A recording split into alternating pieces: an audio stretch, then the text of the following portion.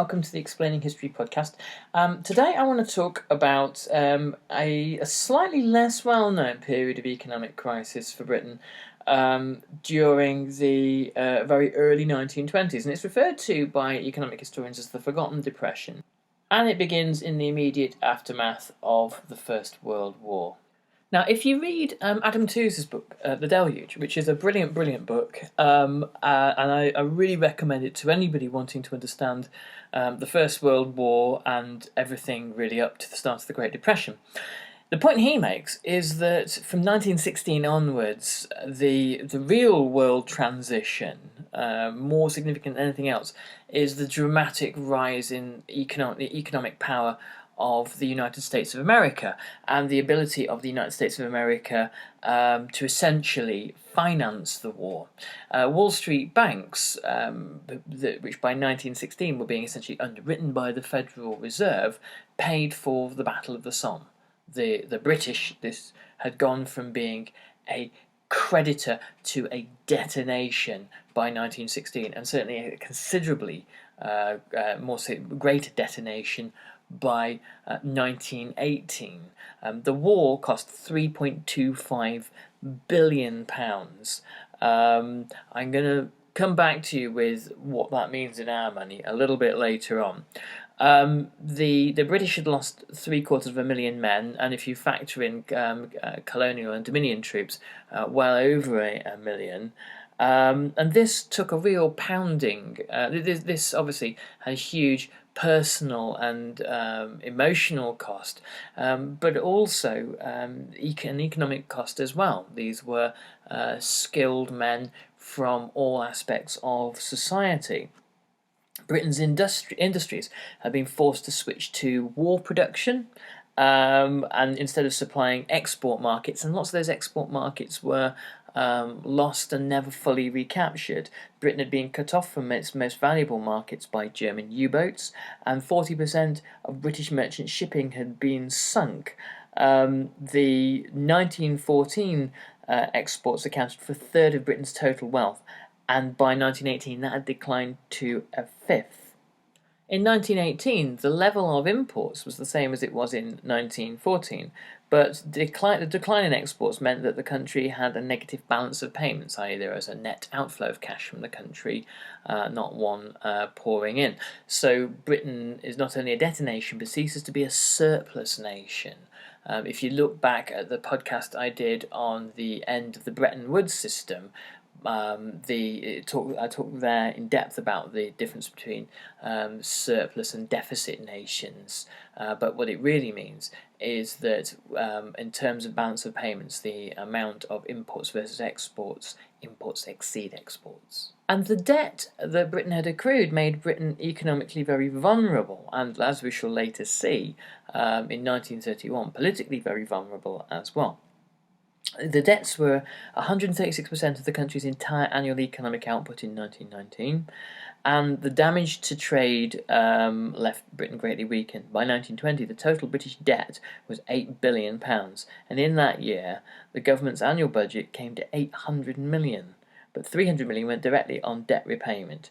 In 1908, the standard rate of income tax had been 1 shilling in the pound, or 5%. But had risen to 5 shillings, or 25% by 1924, and much of this increase was necessary to repay the nation's debts. So the costs of the Great War go on and on and on into peacetime. There is, in 1919 to 1920, a brief consumer boom, but this does the British almost more harm than good. There is a surge in demand for consumer goods, which are being rationed during the war.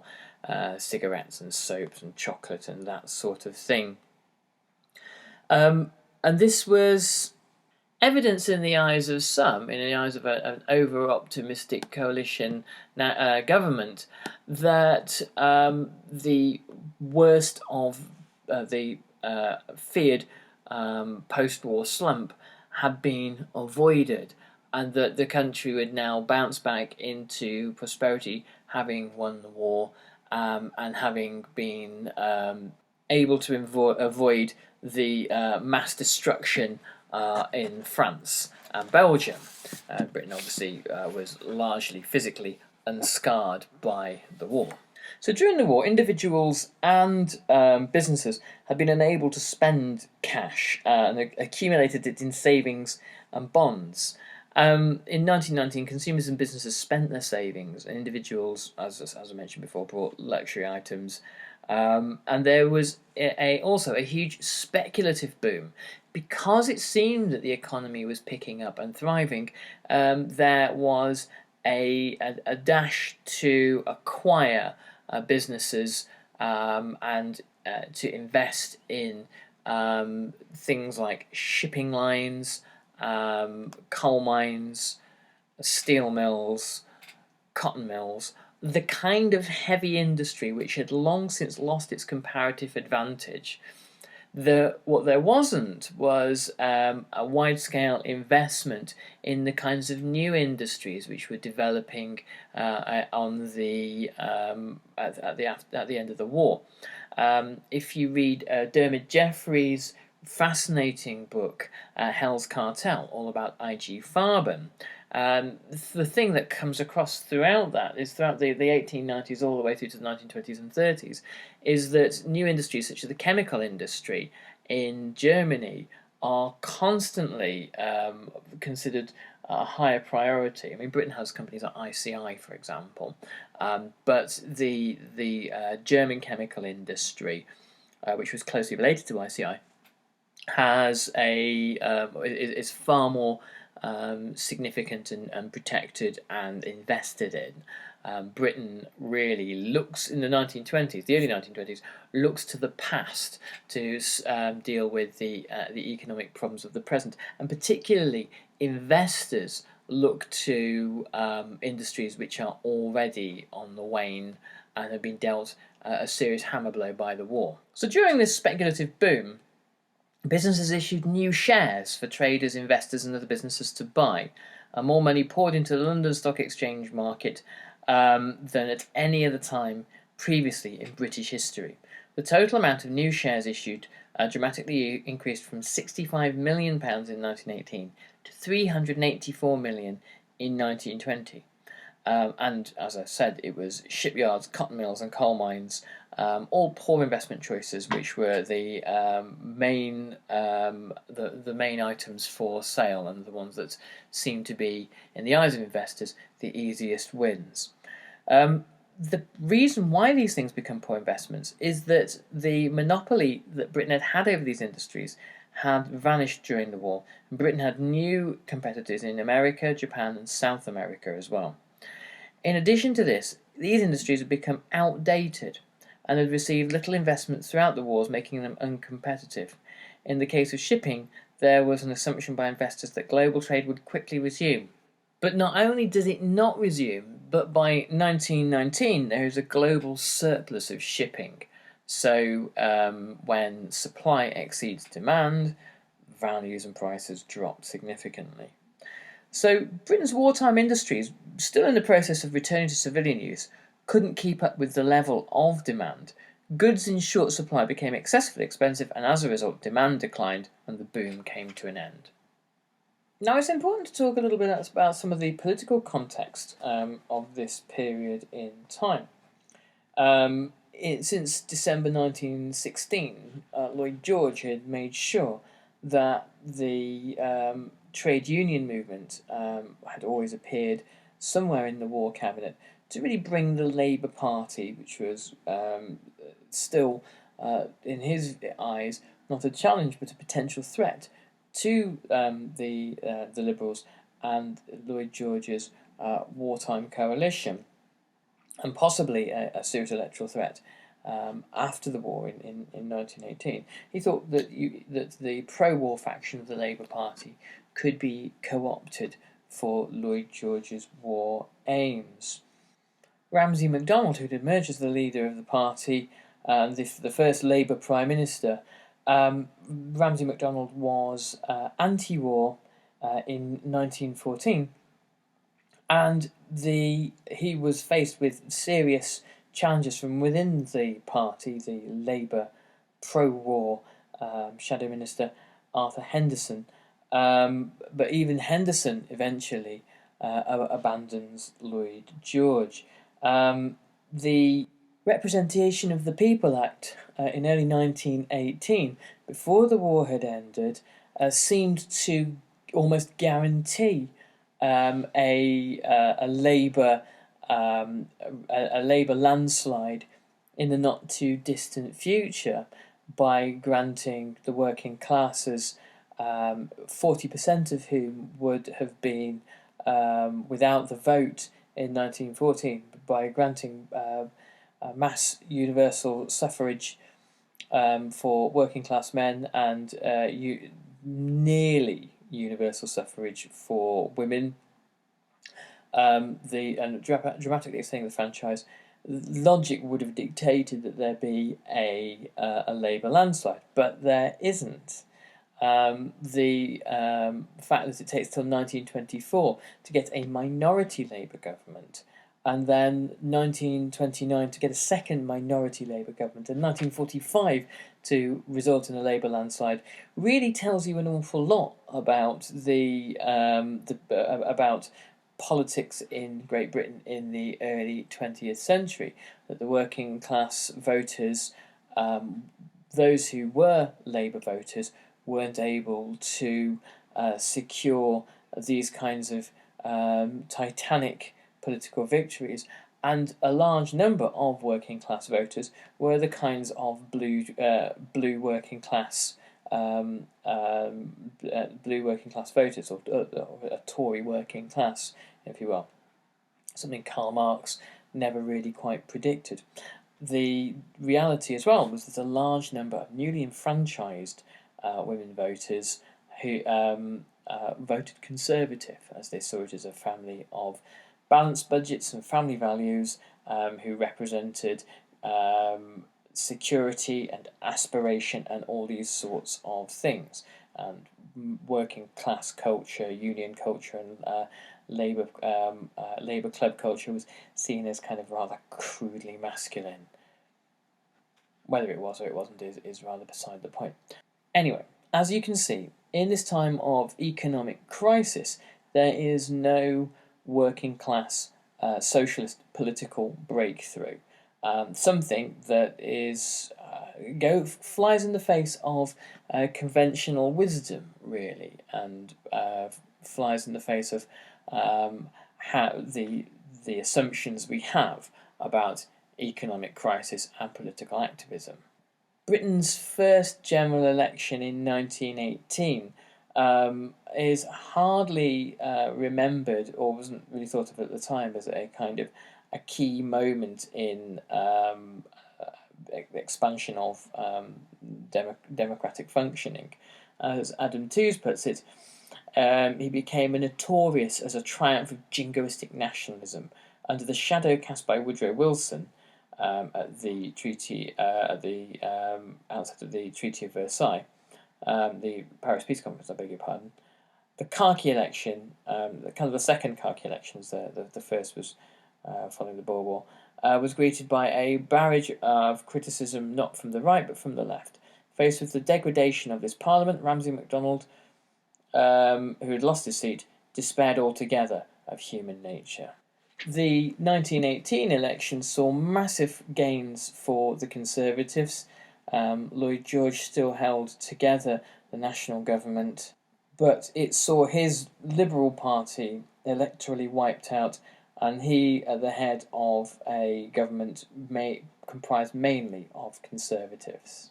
And the Tories, for their part, were happy to have Lloyd George around because it helped to keep Labour at bay. So when the recession begins in 1920, it was one of the most significant slumps experienced by Britain before 1929. There had been a long recession up to the 1890s, from the 1870s to the 1890s, but this was far deeper and far more acutely felt. Unemployment levels increased to 12% of the working adult population. By 1921, 2 million workers were unemployed, and areas of the country, such as Wales and Tyneside, were deeply depressed. Again, these are the centres of coal and shipbuilding, and the crisis in the coal industry led to a wave of strike action, which was exacerbated by the industrial relations that had been developed during the First World War. So during the First World War, Lloyd George had negotiated with the unions to keep strikes to a minimum, as the wartime economy couldn't afford to be disrupted by by industrial action. Even though he tried to do this, the number of wartime strikes was significant. There were 48 strikes across Britain in 1917 that involved over 200,000 workers, and by 1918, the relationship with the government had deteriorated even further. In 1918, following the armistice, there was an enormous wave of unrest across the country. Not only workers, but soldiers and even the police went on strike as resentments and perceived injustices that had developed during the war were unleashed at the end of the conflict. Factories took on huge numbers of men, and the numbers of strikes declined. So this was during this brief boom period. New jobs, many of which were well paid, satisfied unionised British workers. In 1919, there were 32 million days lost to strikes, but the following year, at the height of the boom, the figures had fallen to 25 million. A year later, as unemployment soared and the workers who were in jobs saw their wages slump, strikes grew once more, reaching 84 million days lost in 1921. So many of these grievances were based around repressed wages, rising prices, food shortages, but the minority of strikers expressed more explicit ideological grievances. The government was able to contain the strikes by offering concessions, but this suggests that while the perception may have existed that Britain was close to a revolution, in reality there was not much chance of one actually occurring. In 1919, the centre of union unrest in Britain was Clydeside in Glasgow. The Clyde workers had been involved in protesting against the First World War in 1914, and a May Day protest in 1918 calling for the end to the war attracted tens of thousands of workers. In response to growing unemployment in the depressed former shipbuilding industry, the Glasgow Trades Council proposed to reduce the working week from 54 hours to 40. This was intended to give surplus hours to unemployed men, of the hours that they are, spread them around a bit wider, and many of whom were ex-servicemen. It meant that everyone would get some work, and the people with work would get slightly less of it. Matters came to a head on the 31st of January 1919 when 90,000 demonstrated filled George Square, demanding a 40-hour week and raising the socialist red flag. At a time when governments across the Western world were very nervous about the possibility of revolution breaking out, though in his book The Deluge, Adam Tooze suggests that that this was only a reality for a very short period of time. The raising of the red flag was a very kind of incendiary act. Churchill had led a veritable crusade into Russia to crush communism before it began. It's unclear if the police acted first, but by the end of the day, pitched battles had taken place between protesters and police, with tanks and soldiers being quickly transported to Glasgow from England and other parts of Scotland in order to put down any organised revolutionary violence. So tanks were placed on the streets of Glasgow, fully armed and ready to fire in a manner that would be repeated later in the year at the Amritsar massacre on the other side of the British Empire. The scale of the violence and the potential for greater bloodshed from the army shocked union leaders who called on protesters to halt the rioting, and the 40-hour week was never obtained by the workers. But this was not the beginning or the end of union unrest in this period. By 1921, it's the turn of the miners to strike, and the Miners' Federation of Great Britain was the largest union in the country with over 900,000 members.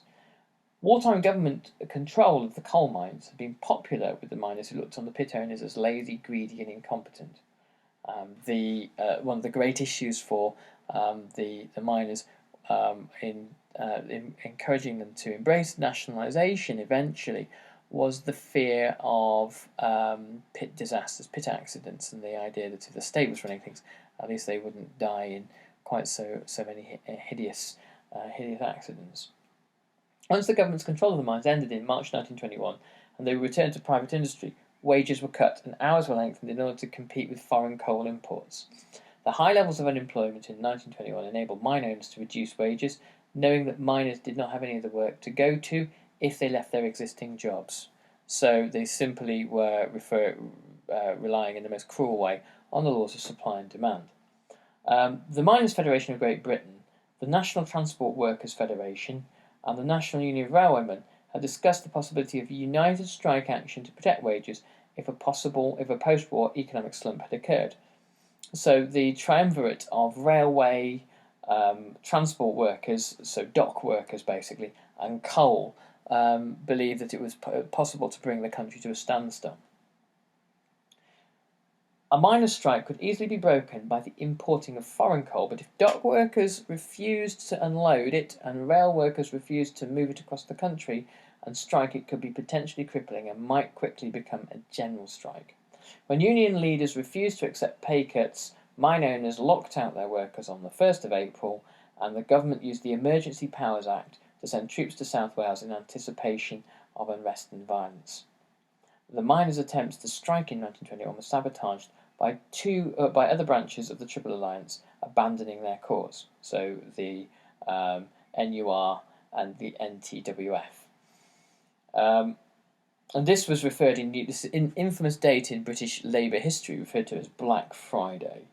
The NUR and the NTWF both decided not to go out and strike in solidarity with the miners. The miners' leaders had made a crucial error in asking for their support, but refusing to allow them to be part of the negotiations. So it wasn't really that the railwaymen and the dock workers were doing it out of spite. They knew that they weren't going to be party to the negotiations, and they saw the miners' leadership as arrogant, and they thought they would be dragged into deals which would be detrimental to their members without knowing about them. So, obviously, this made members reluctant to strike, and union leaders wary of the potential consequences of involving their members. The miners went on strike between the 15th April and the 28th of April, but were eventually forced to end the walkout, realising that they could not beat the mine owners alone. They were forced to accept pay cuts that left their wages 20% lower than in 1914. And it was Black Friday that left the miners with a lasting sense of grievance towards the rest of the union movement, and a hope that the election of a Labour government might change their fortunes. But with the fall of the first Labour government in 1924, without achieving any of its core goals, meant that the union militancy once again became the primary means of bringing about change. And it would be this militancy that would lead to Britain's 1926 general strike. But we're kind of getting beyond the scope of ourselves if we go there, so we'll do that another time. So just to cap off with the recession itself, the government cut spending by 75% between 1918 and 1920. Obviously, most of this is accounted for by the end of wartime spending. In addition, in order to return to the value of the pound to pre-war levels, the Bank of England raised the interest rate to 7%. If you whack up the interest rates, then you whack up the value that can be accrued to lenders who will pour their savings into British bank accounts and buy pounds in order to do so, thus making the pound more attractive, and away you go. But it means that the cost of borrowing is sky high. These two factors drained available money from spending from the economy. Both the bank and the government took these measures to try to repay Britain's wartime debts. But at the end of the decade, by the end of the 1920s, debt had risen from 120% GDP to 160%. And between Britain, Germany, and France, one of the causes of continued international instability is the failure to be able to reconcile debts on the international scene, particularly with the USA. Again, as I mentioned previously, the loss of global export trade had really, really hit Britain. So textiles, for example, was one significant area where Japan began to supply India and Southeast Asia with cotton and silk during the First World War, causing the textile industry in the northwest of England to decline. Lack of investment. This was not a thing related only to the First World War. This had been a problem that had continued, that had been going on since the 1890s. Not only do you have problems of union militancy, but you have problems of fairly feeble gentleman capitalism at the same time. British industry suffered from long-term underinvestment, and by the 1920s this began to cause serious problems. In the steel industry, output throughout the interwar period was lower than that of Britain's rivals. By 1920, a growing number of British manufacturers were importing American steel because it was better and cheaper.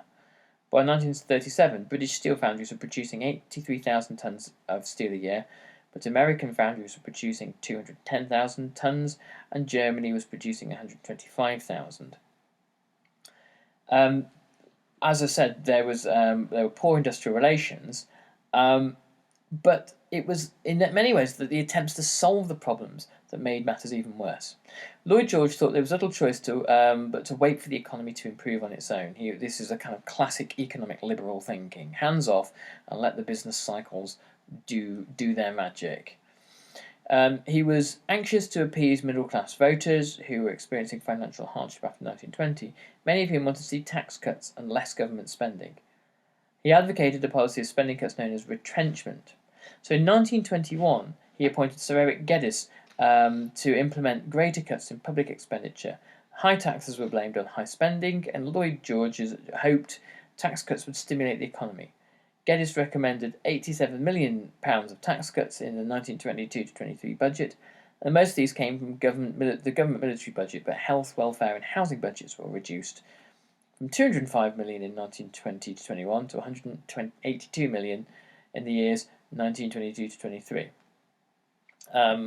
Classic austerity as we understand it, with similar results basically in terms of the alleviation of poverty and the reflation of the economy. But one of the great recurring battlegrounds of the era, which would not be resolved until the next depression, was that of tariffs and free trade. One of the most important economic questions of the interwar years was that of tariffs. Do we create a tariff barrier around the British Empire in order to protect it?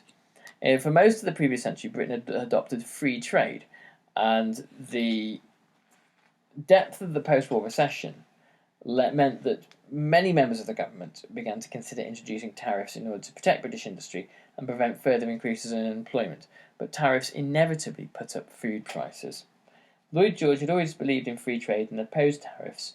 When he left office in 1922, the Conservative Party sought an election victory that would give them the mandate to impose tariffs on imports and protect industry, and this divided the party and led to the establishment of the first Labour government. Okay, so that's quite a comprehensive tour through the period, and we'll try to continue this one as well in the near future. If you want to read more about this, you can read Democracies in Change, Britain and the USA in the 20th Century, written by myself, Robin Bunce, Peter Clements and Vivian Sanders. Probably a bargain at, I don't know how much it is, but a great read if ever there were. So please make sure, if you can, that you give us a good review. It's those kinds of reviews that make all the difference to this podcast. We're going to hit you up with another review podcast later on today, and we'll be looking at the secret history of the Winchester rifle. Anyway, I hope you enjoyed this, and I'll catch you on the next Explaining History podcast. Bye-bye.